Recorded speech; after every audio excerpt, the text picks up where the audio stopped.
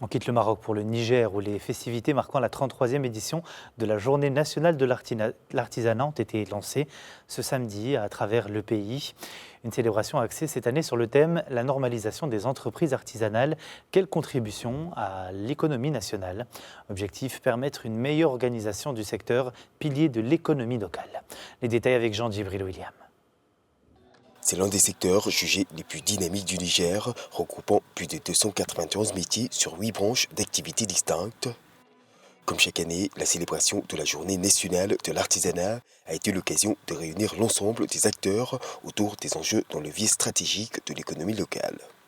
Grâce aux entreprises artisanales, cet art occupe une place stratégique dans notre économie nationale, se plaçant juste après l'agriculture et l'élevage, représentant, s'il le faut, 25% du PIB.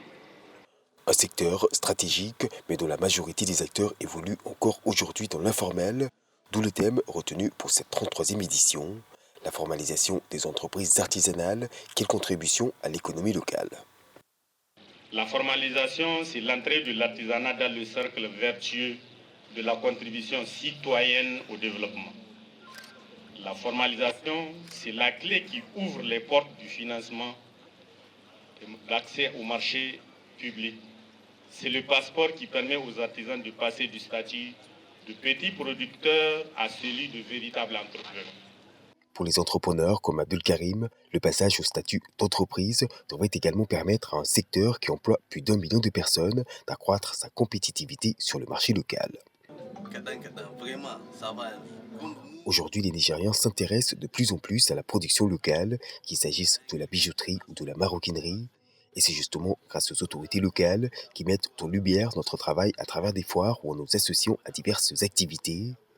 Mais si nous voulons que notre secteur continue de prospérer, nous sommes obligés de nous structurer en des entreprises reconnues, capables de faire face aux nombreuses importations.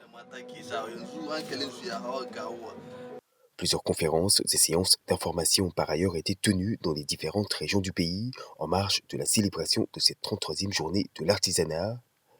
L'occasion de sensibiliser les artisans sur des procédures simplifiées de formalisation, de même que sur les mécanismes d'accompagnement mis en place par les autorités locales.